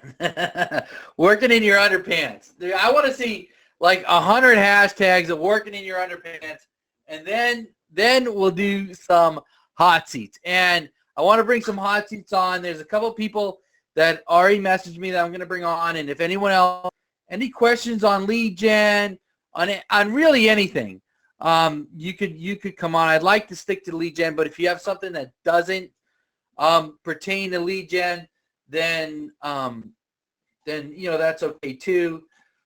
So let's do this. Fletch, I gotta go do something for about a minute. Can you just go over a couple of questions? Oh yeah, I'm going to do nothing but talk bad about you, Joe. So you got to hurry. I'm sure you are, but my son's here. I just have to do something for him for about 30 good, seconds. man. All right, Yeah. all right, good. All right, let me come and grab some of this. Okay, where are my questions? Oh, there they are. Okay, jumping through here.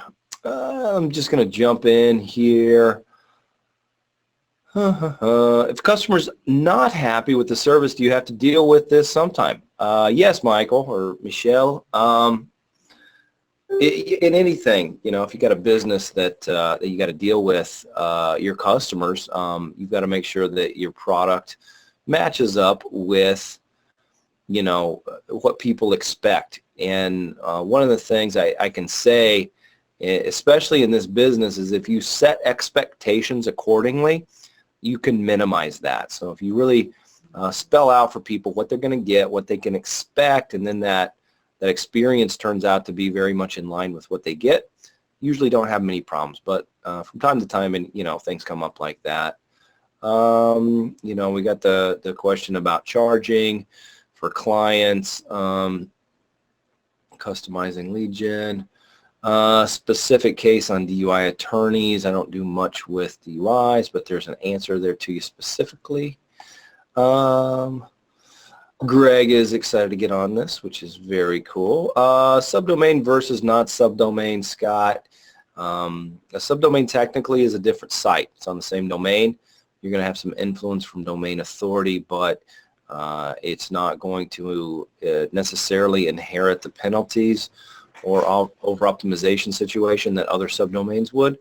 A lot of the strategy I employ on the larger lead generation sites does not make use of subdomains as a specific, differentiator for different geographic areas, although it is a very valid strategy to do so. Having your keyword at the subdomain location is very influential. So if you want to go off in that direction, things work out pretty good. Summer business site, right on. All right, Fletch, I made it back. You back? Good, because I'm just, I was getting ready to take this thing over. I'm gonna turn it into Fletcherino's hot pants instead of Joe's hot seat. There you go. Fletcherino's underpants. So, all right, let's do this. Let me get back to here. Hold on one second. Let me move around. All right, so I have some people want to come on hot seats. I know, I'm trying to get back to my spot here. I know that Scott Bender has been messaging me wanting to come on. So he's got a question, and let's bring him on real quick because it has to do with lead gen, and I think, let's see, let me find him here. Scott Bender. Hey Scott, what's happening? Hi Joe, thanks so much. Appreciate your time. How's everybody tonight?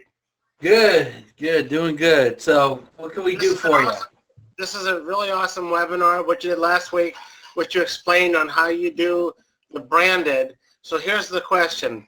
I'm in Orlando. You've got 25 small towns around it. So just like in Flush, you know this, you have Phoenix as your main city, you have Scottsdale, you have Mesa, you have these small towns. So why not create MesaPestControl.com, ScottsdalePestControl.com, and all the towns around it, because people aren't always searching for Phoenix Pest Control. So why not create these 5, 10, 15-page mini sites versus the way Joe does it with Phoenix and Vegas, with trying to focus on those and then trying to get the small towns to rank with it. Can you elaborate a little bit about that, please? Scott, all right, Scott, do you remember last week when I showed you that ranking chart, the ranking report? Okay, 100%. so remember I showed San Diego? Yes. Then I showed that I was #1 for every suburb in San Diego. Vista, those are such a sub-city. Carlsbad, Oceanside. I was ranked #1 for Los Angeles. I was ranked #1 for Pasadena, Hollywood, Beverly Hills, all the sub-cities. And that's all from one website. Okay, so the same thing for Vegas, same thing for Phoenix. When I rank one main city, I usually rank for all the sub-cities. Now, that's what I do, and that's what I showed last week. And the reason why that happens is because I built so much authority in my site that it becomes relevant for, I become the most relevant in the city. If you create it's a lot of work. Like San Diego has 50 suburbs. So for you to create a suburb, a website for each suburb, I mean, you can do that, but it's a lot of work, and you have to see if the return on the investment is going to warrant the effort.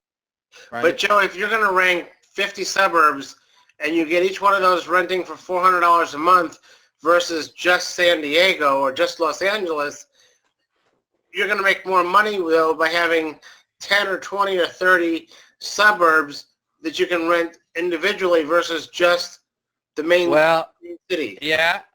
Well, that's you can do whatever you want. That's the whole beauty of it. Like that's why I'm asking, because I see your mouth. Listen, you can do whatever you want. Now, is somebody in Carlsbad going to pay you $400 because it's just ranking in Carlsbad? It depends on the niche, and if you can get that money, good on you. I don't rent sites, I sell leads. And I put my effort in broader things but you can do that. If you think you can lease that site out, then that's what you do. Now, I don't know, maybe Fletch or Scott, maybe they do something different. So I don't know. What do you guys think? I do both. That fixes that problem. Do both. Yeah. Build more sites. Do both. No right or wrong then, right, Joe? No, there's absolutely no right or wrong. That's why I brought on Fletch and Scott, because Fletch might say, hey man, I have this awesome niche that makes me a lot of money. I'm gonna create a site for each city or sub-city, or maybe I create one for Phoenix and you create a page for each sub-city. You can do whatever you want. You just have to know the options. Like. All right, so I have one more question, Joe. With you selling the leads versus leasing or renting or ranking and renting those sites that you do, so now like on that example you gave last week, you have precision mold removal, San Diego, Los Angeles, and Houston. So when the leads come in, how do you track the leads to sell them and collect the money per lead? Are you using analytic call tracking, or is there something else that you're doing to sell the lead versus ranking, rent, the whole thing? Currently, I use analytic call tracking. It goes to a virtual secretary, and then she transfers the leads onto the client. So, can you elaborate on the virtual secretary at all? Because tonight was the first time you brought that up. Yeah, I talked about that last week, I think, too, but maybe not. All it is I work with a company, and it's a virtual secretary, so they answer the phone. So it's like glorified phone service, but it's not a phone service, because if you just hire a phone service, they have the worst bedside manner. They know nothing about your business. So somebody will call up and say, hey, I'm looking for, Joe's Plumbing. They'll be like, give me your name.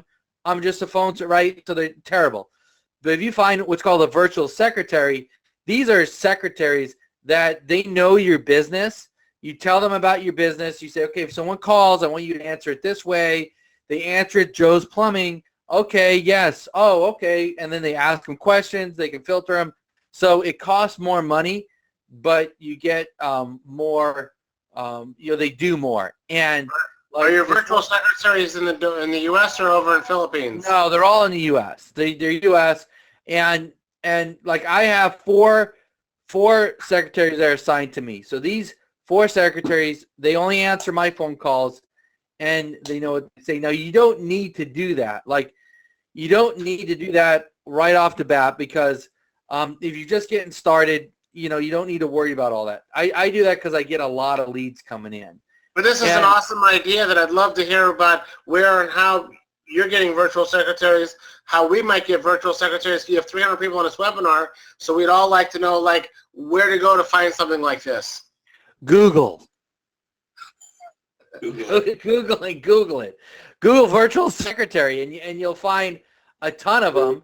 And then you just interview the different services and find the one you like. It's really that simple. It's not that complicated. So that's about it. All right. Well, you're really awesome, Joe, and Fletch and Scott. I haven't met you yet, but thank you very, very much. And I don't know if you're going to be in Vegas, Fletch, next week, but Joe, I look forward to seeing you there. Yeah. All right. We'll see you later, Scott. Thanks for all your time and input. Thanks for coming on. All right. So now, one thing I will add to what we talked about is, if I was going to set up a lead gen site in, say, Phoenix, and I wanted to really dominate Phoenix, you'd have a lot of problems, Joe. That's all I got to say. Stop right there. If I want to set up an SEO site in Phoenix and take over Search Explosion, but no, and I was going to go after all the suburbs, is I would do it on one site, because I could build the authority of that site, and the suburbs will rank faster, easier, and I have to make less content. But I don't know. That's what I would do. But, you can do it anyway. But Fletch, what do you do? Do you have a lot of, because I used to have mini sites. Like, I had over 100 mini sites ranking all over the place. And, man, it was a pain in the ass. And then an update came, wiped them out. It was that's why I switched to the mega sites. But do you use these mini sites? Yes, I do. Yeah. But here's the thing. I don't know that I necessarily recommend people do that unless you just need to practice building sites. So when I started, as I've talked about on my office hours and the different trainings I put out there, I built a ton of sites really fast. I just wanted to get content out there. I wanted to practice WordPress. I wanted to start to, understand what these different things were, make mistakes that I needed to make, so that I saw what was important.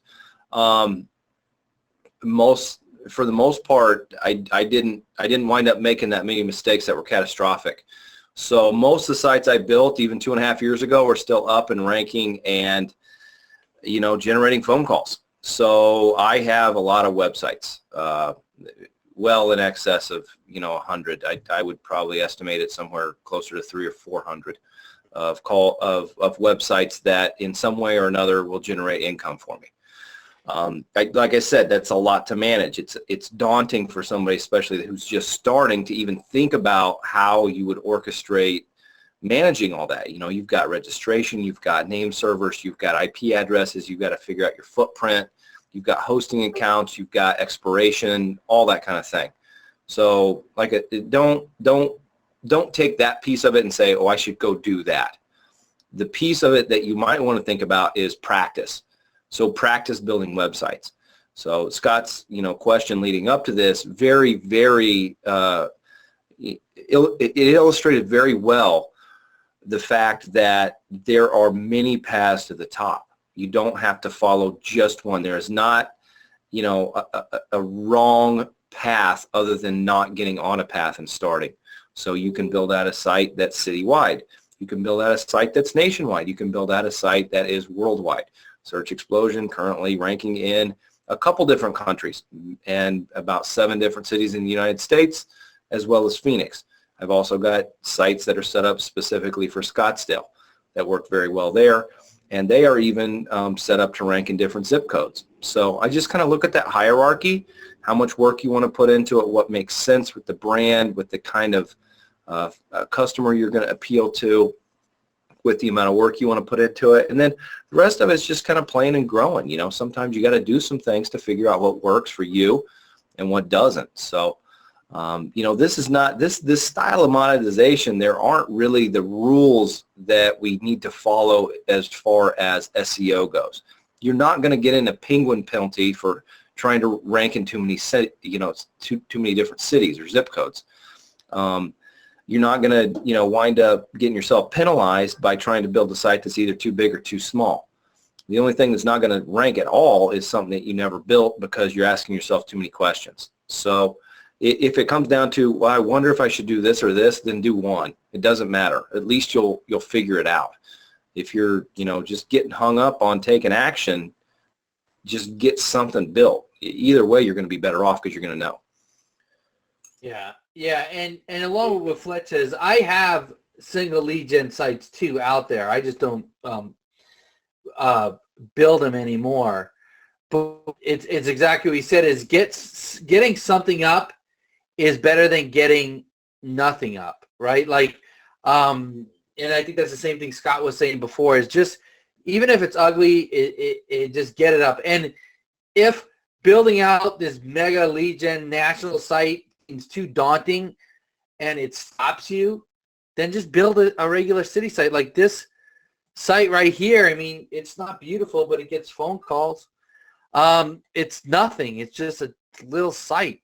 Now, I will tell you one thing that I noticed that's changed over the years is I used to be able to put up a ton of these EMDs, and I used to have the same content on these, right? The content would be, I'd have 50 sites and they'd have all the exact same content, pictures and everything else. And they used to pop up on page 1 pretty much as soon as I put them up. That's not the case anymore. So I always put unique stuff on my sites right now. So I don't do that anymore. So things have changed over time. I don't know. Scott, what do you do? Do you do mega sites? You do a lot of smaller sites, don't you? Yeah, I do mostly smaller sites. I'm working on a mega one right now, which also kind of answers a question a little ways back. Joanne, or I can't remember who asked it. But anyways, talking about if your client doesn't have the money or whatever the case may be, do you go into shares, ownership, whatever? Absolutely. So especially some of the mega ones, if you think it's going to be an awesome niche that's going to make a lot of money, I have one company I'm working with right now, a financial institution, and I told them I'll do it at cost, but I'm going to be a third equal partner. So yeah, there's that. But I mostly do local sites, and again, know your niche and know your city. For instance, I have I'm working on a roofing site right now in Parker, Colorado. It's right outside of Denver. I don't know if you even consider it a suburb of Denver, but it's darn close if you don't. But I do know that it's in the hail belt of the area. Therefore, it might not be a huge city, but it gets a ton of searches for roofing, hail damage, that kind of stuff in that niche. Here's another example. All right, so Denver DOI attorney, lawyer, or whatever, we know I've dominated that years ago. And then also Detroit, dominated that one. Detroit and Denver, at least as of a couple of years ago, had the same population as far as the number of people. The Denver site gets well over 70 calls a month. The Detroit site, you'd be lucky to get 5 to 10. Okay, well, it's the same population. Well, again, know your city and know your niche. Denver is not only one of the beer capitals of the world for microbrews, but it's also one of the pop capitals in the U.S., you know, to buy pot. So naturally, don't you think there's a lot more DUIs? Not to mention it's an affluent city, a lot more affluent than Detroit, unfortunately. So a lot of people in Detroit cannot afford a DUI attorney. So it's just, you know, you can target these smaller markets or bigger markets. Just know your city, know your niche. Yeah, and yeah, exactly. And what Scott, to follow up what Scott said, is it's like, it's all the niche. Like this leak detection, right? It's a very, you know, if in other cities there's more competition than Chicago, but it's not a huge, you know, there's not like 100 leak detection companies. So if I went and I made a mega site with this, yeah, okay, it makes sense. Now, if it was plumbing, right? Like I could do a Chicago plumbing site and be very localized with plumbing because a lot of people need plumbing, you know, leak drains, copper reap, all kinds of stuff. So there's a lot more call for it and there's a ton more competition. So maybe if I did, you know, if I was doing plumbing, I might want to do more of a localized sites because I would get more phone calls. Like there's another niche I'm in. It's a very odd niche. It's in the auto industry. This niche gets, you know, we get like probably 200 calls a week. And it's something I used to do. I used to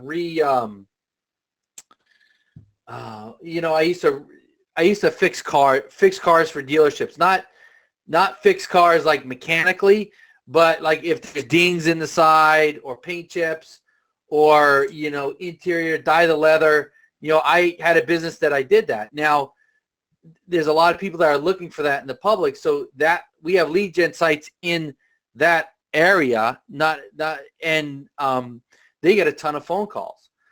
So that could be very localized. So it really depends on the niche. So, you know, anyway, so hopefully we explained that. I think we kind of beat that horse down. I think we covered that pretty good. All right. So who else wants to come on a hot seat? I had somebody who messaged me on Facebook. And if you're still on, just put it in the question box. Your name slipped my mind right now, and I'm trying to see if I find you. But, oh, Mark, that's right. Mark Doze. Mark Doze. Now, he's got a question. I know it's not on lead gen. I think it's on clients.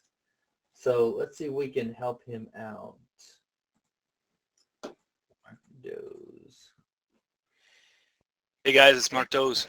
Hey, Mark. What's happening? Oh, not much. Thanks for getting me on here, and I want to say thanks to Joe, Fletch, and Scott. This has been awesome, Webby, and I've learned a ton about lead gen. I'm definitely going to get into it at some point once I get a little bit of the cash flow going with my SEO agency. So, all right, perfect. All right, so how can we help you? So I emailed you, Joe, about this client. I have a good opportunity. However, I'm not sure if I can pull it off. Just trying to figure out how much time this would take me to do. This guy is he's got 23 keywords, and he wants to rank in English and Spanish, and he wants to rank nationally and into South America as well. And I'm not obviously at a stage where I can say yes, no problem. I'm just trying to gauge how much work that would be. So let me ask you, 23 keywords, does he want to rank in a South American country and the United States, in every South American, like how many, where is he looking to rank? So he's looking to rank in Mexico, and he's a Canadian company, and he's got a pretty decent site. He's got a lot of these high-tech sensors that is pretty specialized, and obviously he's making great money because his budget is pretty wide open. He just wants to know that you can do it, right? So, I mean, do you know what the competition is for the keywords? That's a good question. What's the best way I could do searches on that? Like, is it just the Google keyword finder, or? I mean, competition, you could use Moz. keyword difficulty. Sometimes I'll look at what the other sites, that are ranking, their age, what authority they have, the links they have. I know, Fletch, what do you do for competition when you're checking competition? I wish it were something I could just say, go do this and it's reliable, but there's a lot of variation in any keyword difficulty assessment. Most of the time what I'll do is I'll look at the domain authority and page authority of the page 1 of Google, and then go through and also look to see how their on page is optimized, as well as what their tier 1 anchor text profile looks like. Combination of those 3 things is going to give you a pretty good assessment of what it's going to take to win, as far as number of links, as far as amount of power on the site, and as far as how specific and aggressive you need to be with your on-page optimization. And that's any language that's Google. We do some, Spanish, Central and South American stuff. And competition there is going to be considerably less than it is in U.S. English speaker. Yeah. So is there a Spanish keyword planner in Google? I haven't even looked at that yet. There is. Yeah. Okay, cool. Yeah, you can set your language there, and you set your language in your target country, and it will tell you what's going on as far as Awesome. budgets and volume. It's still the best tool that we have. I'm a fan of Keywords by Network Empire as well, but that still is reliant upon Google's Keyword Planner tool.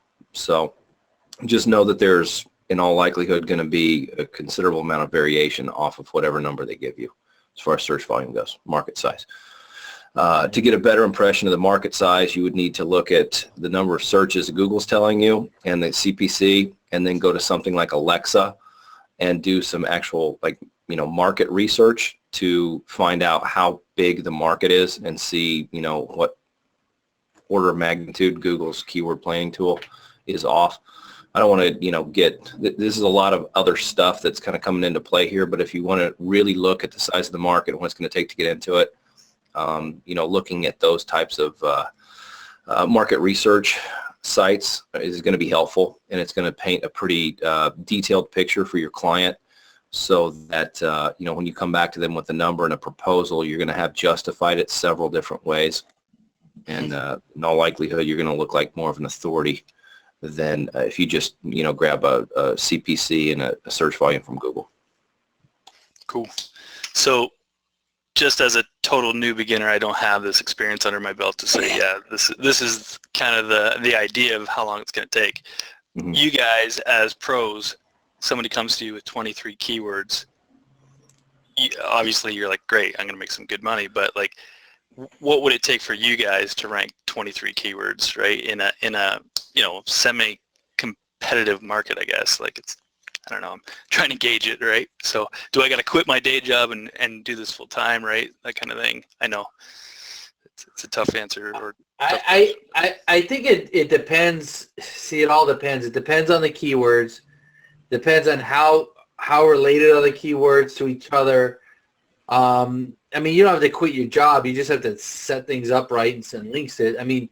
So it's not like you're going to spend 40 hours a week, but there's a lot of things that there's just not a yes and no answer. Like what Fletch was saying, there's a lot of, people ask a lot of stuff how easy is it to rank this keyword?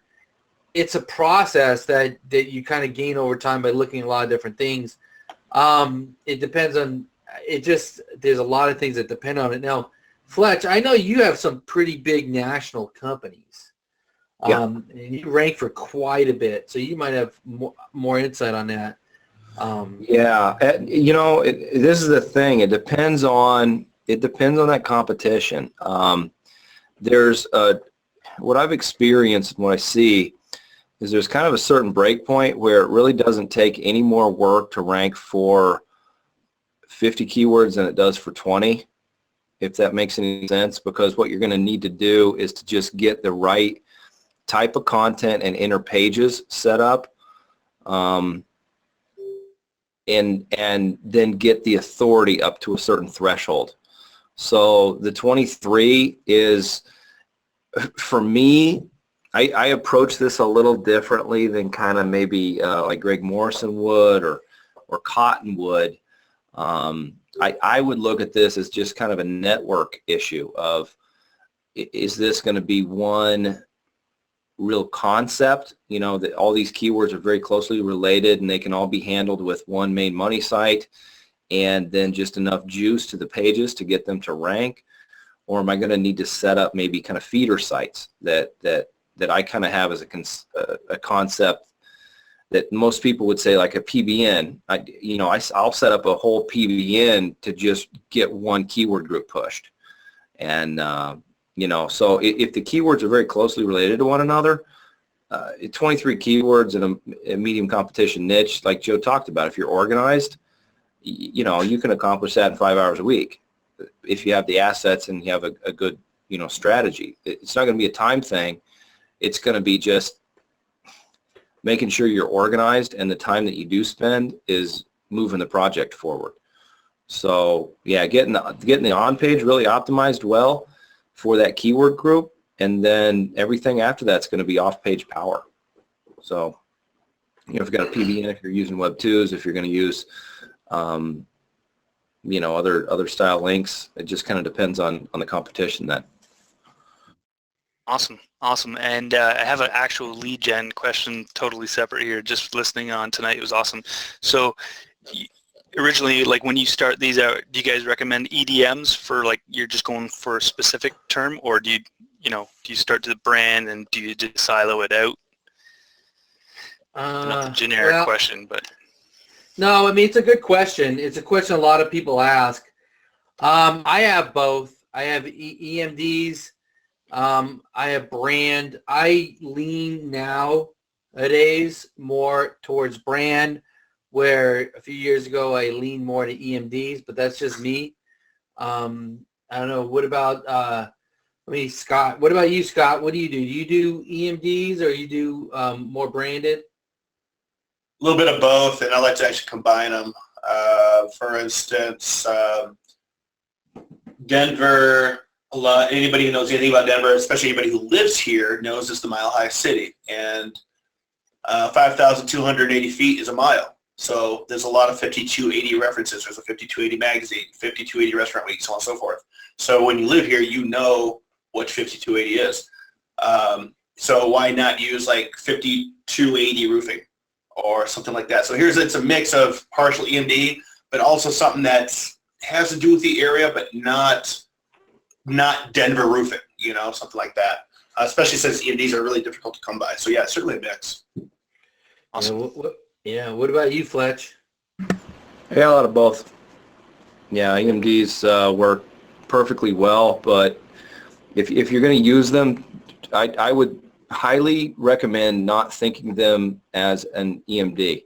I would do everything in your power to convince yourself and Google that is a brand name, as opposed to trying to be spammy about a keyword and optimization about a keyword. So they work perfectly fine. They're very powerful, but you're probably not going to have as much life out of them if you approach it as a very optimized keyword domain as opposed to a brand name. Yeah. Cool. I mean, I like brand. I mean, the main reason I like brand is I want to build a brand. Like, you can do a lot with a brand and build that brand. Where an EMD, it's like San Diego Plumbing. It's just an EMD. It's a little more limiting, but either way works. And it's if you want to go quick, do it quick or long term. It just depends. Awesome. Thanks, guys. I appreciate your time. And I just want to say thanks. OMG's really changed my life. It's very cool. Thanks. All right. Well, hey, thanks for coming on, Mark. Anytime. All right. All right, man. Wow, we've gone over 2 hours. This is a pretty long hot seat. Maybe what we'll do is we'll hit. If you guys have any more questions, just pop them in the question box, and we'll see if we can answer them real quick. Oh, look at this. Suzanne McDowell's on. She's got a question. This might be one for you, Fletch. She says, I have a question about Spanish questions. I have a question about Spanish questions. What's a good source to find them? I think she's talking about keywords maybe. I'm assuming that you just don't translate English into Spanish literally, as Spanish search volume may be different. I don't understand that question. You understand that question? Well, I think I do. Me and SmackDown, we speak the same language. Yeah, you do. She says right there, keywords. Yeah, no, they're, what I would do is you can have a different geographic target when you're doing your keyword research. Definitely make use of the other versions of Google's engine. So if you're going to go look at, Spanish in Spain, go to google.es, Spania, .mx for Mexico. So it's going to be country specific. Those are all going to open up and they're going to give you different variations. Also, there's a lot of variation in, Spanish just as there is in English. The keyword volume for English pointing to the United States is different than Canada, is different than UK, is different than Australia. Those are all going to be different. The same thing applies to Spanish. So just, a little due diligence on that. I won't say any new nuances. You just got to be able to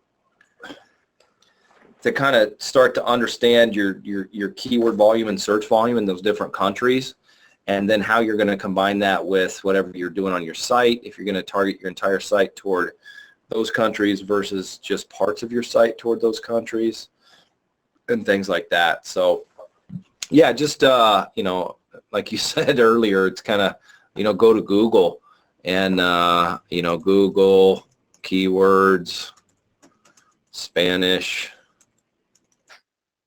Mexico, my search term. And, yeah, you can go through and go to Google support, how language targeting works, and just kind of go through there. So I'm going to tell you mostly how to get your ads placed in sites that rank for your target language, but we kind of back into that. The keyword planner tool is more and more being set up to cater to people who are doing pay-per-click or are doing AdSense and the display network as far as being a publisher goes. So it's a little more difficult than it used to be to get your research done for other languages and what you're needing to bid on. But if you start out in the Google for Mexico, your default tool that's going to come up when you type in keyword planner tool is going to default to Spanish. So you're just going to have to start in a different search engine. All right. Well, that sounds good. I think that's about wraps it up. It says one more question, Joanne McLean. I'm worried that when the site starts making money, he will rethink the offer. I don't know what site you're talking about. If you're talking about a site you rent or selling leads, I don't know. It's kind of out of context. Maybe there was another question with that. Share equity. Oh yeah, I don't know. Shared equity. I don't do shared equity. Scott does. I guess it just depends on the contract you make with them. So let's see. I think that's about it. So listen, guys. What I want you to do is I want you to give a big thank you to Scott Shaft for coming on. He took time out of his schedule to come on. He had a meeting that he pushed off just to come on tonight. So let's go. Thanks, Scott Shaft. And I want to give a big thank you, of course, to Fletch for coming on. He has this on Sunday, but he doesn't have to come on today, but he did. And I don't remember. Let's thank Scott Shaft and Fletcherino. So let's give him a big thank you. I want to thank Scott Shaft and Fletcherino. And Scott, man, I want to really thank you for coming on. It was a good time. Always good hanging out with you boys. Thank you. Thanks for coming. And, have you guys got any last words now? Oh no, you're kind of fading on me, Joe. I noticed that, I was a little long-winded on that Spanish speaking or French or whatever. If you guys just start out in the Google engine for the country and type in Google Keyword Planner Tool, you can type that in English. It will give you the search result specific for the language you want to research. So you can go into France or Spanish or Egyptian or whatever language you're researching, and it'll take you directly to the search results for that country and language. So just start out in a different search engine and it'll take you to the right place. All right. With that, we are going to close it for this week, and we will